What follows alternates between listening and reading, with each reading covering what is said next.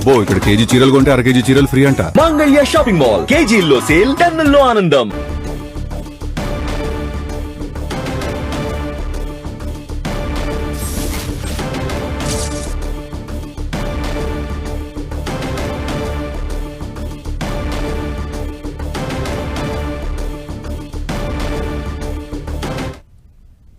బులెటిన్లో breaking news చూస్తున్న మహిళా రెజ్లర్ల కేసులో రౌస్ అవెన్యూ కోర్టు తీర్పునిచ్చింది. బ్రిజ్ భూషణ్, వినోద్ తోమర్ ను నిర్దోషులుగా తేల్చింది కోర్టు. రౌస్ అవెన్యూ కోర్టు లైంగిక వేధింపుల కేసులో తీర్పు వెల్లడించింది కోర్టు. ఈ అభియోగాలు నిరూపించేందుకు తగిన ఆధారాలు లేవంది కోర్టు. ఇదే అంశానికి సంబంధించిన పూర్తి డీటెయిల్స్ మా కరెస్పాండెంట్ గోపిని అడిగి తెలుసుకుందాం. గోపి, 2023లో దేశవ్యాప్తంగా సంచలనం సృష్టించిన రెజ్లర్ల లైంగిక వేధింపు కేసుకు సంబంధించిన ఈ రోజు విచారణ రౌస్ అవెన్యూ కోర్టులో జరిగింది. మరి మహిళా రెజ్లర్ల లైంగిక వేధింపులు జరిగాయంటూ కూడా కోర్టును ఆశ్రయించడం జరిగింది. అయితే 2023లో జంతర్ మంతర్ వేదికగా మహిళా రెజ్లర్లు తమ ఆందోళన అయితే వ్యక్తం చేయడం జరిగింది. మాజీ WIF అధ్యక్షుడు బ్రిజ్ భూషణ్ శరణ్ సింగ్ తో పాటు వినోద్ తోమర్లు తమని లైంగికంగా వేధించారంటూ కూడా రోడ్డు ఎక్కడం జరిగింది. అయితే ఈ నేపథ్యంలోనే దీనిపైన సుదీర్ఘంగా అంటే దాదాపు 3 సంవత్సరాలుగా కూడా రౌస్ అవెన్యూ కోర్టు తన విచారణ అయితే జరపడం జరిగింది. అయితే మహిళా రేజర్లు చేసిన ఆరోపణల పైన ఎటువంటి సాక్ష్యాలు లేవంటూ కూడా రౌస్ అవెన్యూ కోర్టు చెప్పడం జరిగింది. మరి అభియోగాలు నిరూపించేందుకు తగిన ఆధారాలను కోర్టుకు సమర్పించలేకపోయారంటూ కూడా రౌస్ అవెన్యూ కోర్టు సందర్భంగా వ్యాఖ్యానించడం జరిగింది. దేశవ్యాప్తంగా రెజ్లర్లంతా కూడా 2023లో ఆందోళన అయితే కొనసాగించారు. మహిళా రేజర్లు పోక్సో కేసు కింద తన పైన గోపి మీరు ఒకసారి లైన్లో ఉండండి.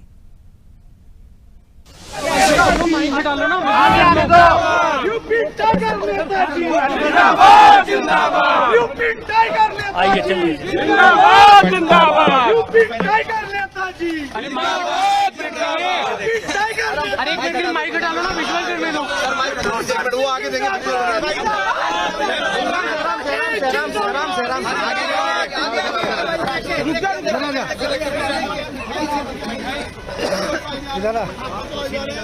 देंगे लाइव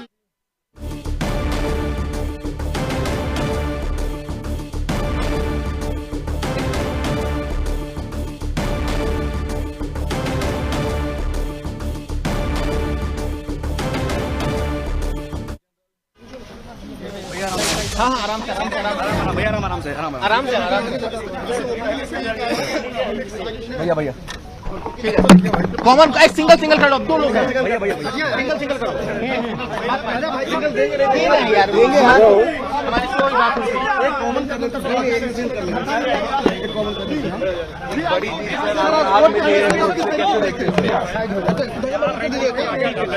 मतलब जैसे देखते हैं सर जैसे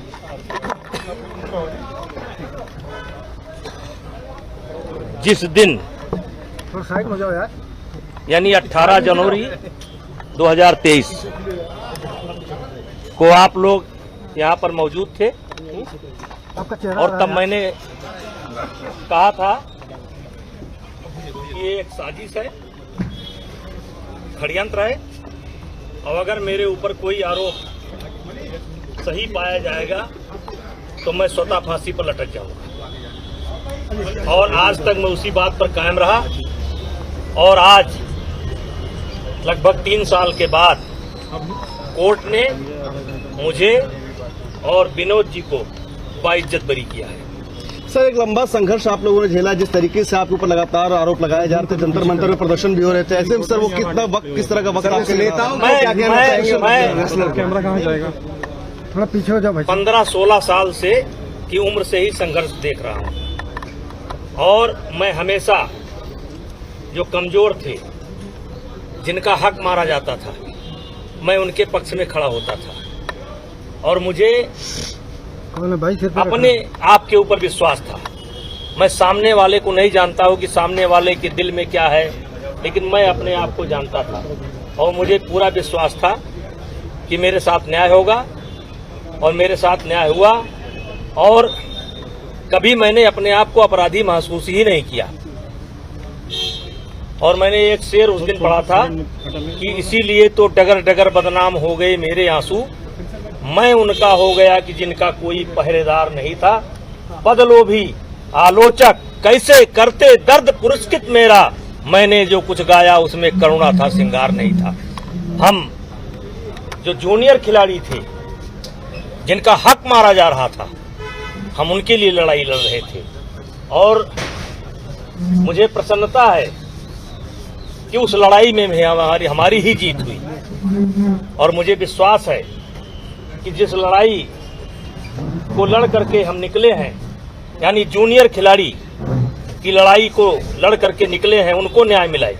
अब वो आने वाले समय में हमारे रेसलिंग का परचम पूरी दुनिया में लहराएंगे, मुझे पूरा विश्वास सर, जिन रेसलर्स ने आपके ऊपर आरोप लगाए, खासकर विनोद फोगाट, साक्षी मलिक जैसे, देखिए, नाम लेने की आवश्यकता नहीं है, नाम लेने की आवश्यकता नहीं है। पहलवानों के साथ साथ ये आज जो बड़ी बड़ी पार्टियां आप देख रहे हैं, याद करिए जंतर मंतर पर कौन नहीं बैठा था? प्रियंका जी चली आई। आम आदमी पार्टी तो पूरा खाने पाने की व्यवस्था कर रही थी। लेफ्ट राइट जो आप देखते हैं ना, यहाँ कोई बचा था? मेरी फांसी की मांग हो रही थी, जिंदा जला देने की मांग हो रही थी। अब वो लोग अपने गिरबान में देखें, समय आने पर जवाब दिया जाए। सर, आपका विरोध करते हुए एक महिला विधायक भी बन गई। अब चलिए, बस हो गया।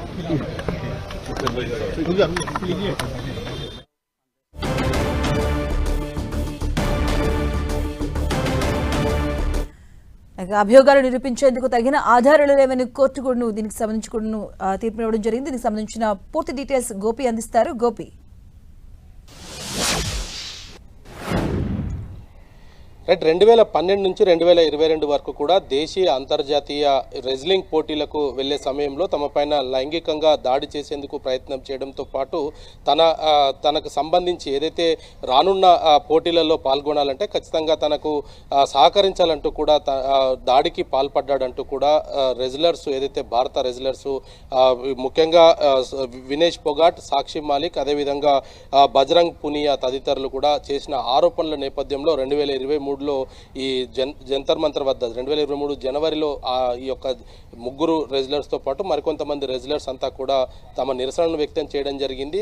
అప్పటి రెజ్లింగ్ ఫెడరేషన్ ఆఫ్ ఇండియా అధ్యక్షుడిగా ఉన్న శరణ్ సింగ్ బ్రిజ్భూషణ్ పైన ఈ యొక్క ఆరోపణలు అయితే చేశారు. ఆ తర్వాత కేసు నమోదు చేసి ఛార్జ్షీట్ను కూడా పోలీసులు దాఖలు చేశారు. రౌజ్ ఎవెన్యూ కోర్టు సుదీర్ఘకాలంగా దీనిపైన విచారణ జరిపింది. గత విచారణ సందర్భంగా కూడా తుది తీర్పు ఈరోజు వెలువడిస్తామంటూ కూడా తీర్పును రిజర్వ్ చేయడం జరిగింది. అయితే 2012 నుంచి 2022 వరకు కూడా దేశీయ విదేశీలలో వాళ్ళు ఆడిన ఆటలకు సంబంధించి కావచ్చు, ఆ సందర్భంలో జరిగిన అంశాలపైన కూడా ఎటువంటి ఆధారాలను కోర్టుకు సమర్పించడంలో రెజ్లర్లు ఫెయిల్ అయినట్టుగా కూడా రౌజ్ ఎవెన్యూ కోర్టు ఈ తీర్పు సందర్భంగా వ్యాఖ్యానించడం జరిగింది. ముఖ్యంగా వృత్తిపరమైన అవకాశాల కోసం లైంగికంగా అనుకూలించాలంటూ కూడా బ్రిజ్భూషణ్ తమపై ఒత్తిడి చేశాడంటూ కూడా ఆ సందర్భంగా రెజ్లర్లు ఆందోళన చేయడం జరిగింది. మరి ఆ సందర్భంలో కూడా ఇటు కేసు నమోదు చేసేందుకు మొదట పోలీసులు నిరాకరించడంతో జంతర్ మంతర్ వేదిక వద్ద తాము నిరసన వ్యక్తం చేసిన అనంతరం ఈ పోలీసులు ఎఫ్ఐఆర్ నమోదు చేయడము, ఆ తర్వాత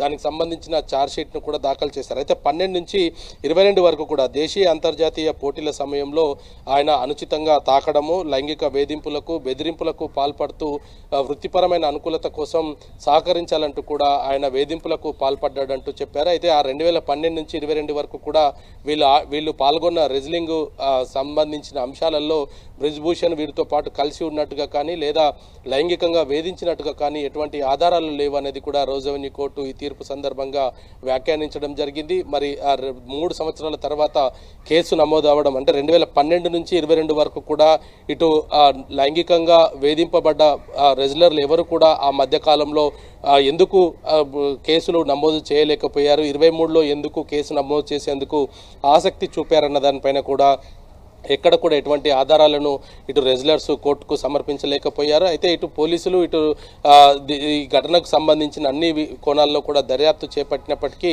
కోర్టులో వాటన్నిటిని కూడా నిరూపించేందుకు తగిన ఆధారాలను సమర్పించకపోవడంతో రౌజ్ ఎవెన్యూ కోర్టు ఈ కేసును కొట్టివేయడం జరిగింది. ఈ సందర్భంగా కేసు విచారణ సందర్భంగా, తీర్పు సందర్భంగా కూడా బ్రిజ్భూషణ్ కొన్ని కీలక వ్యాఖ్యలు చేశారు. నేను ఎక్కడ కూడా ఎటువంటి తప్పు చేయలేదు, న్యాయం ధర్మం గెలిచింది అంటూ కూడా ఆయన వ్యాఖ్యానించడం జరిగింది. మరోవైపు మరోవైపు రెజ్లర్స్ కూడా ఈ కేసును రౌజెవెన్యూ కోర్టు ఒకవేళ ఈ కేసును కొట్టివేస్తే వెంటనే తాము ఢిల్లీ హైకోర్టుకు వెళ్తాం, అక్కడి నుంచి సుప్రీంకోర్టుకు సైతం వెళ్తాం, తమ న్యాయ పోరాటం కొనసాగిస్తామంటూ కూడా భారత మాజీ రెజ్లర్స్ అయితే చెప్తూ ఉన్నారు. మరి ఒకవైపు ఇటు బ్రిజ్భూషణ్ పైన నమోదైన అభియోగాలను నిరూపించకపోవడంతో కేసు కొట్టివేయడం జరిగింది. మరి ఈ కేసుకు సంబంధించి మరి ఢిల్లీ హైకోర్టును కూడా తాము ఆశ్రయిస్తామంటూ కూడా భారత రెజ్లర్స్ అయితే చెప్తున్నారు. Madhav. Right, thank you Gopi.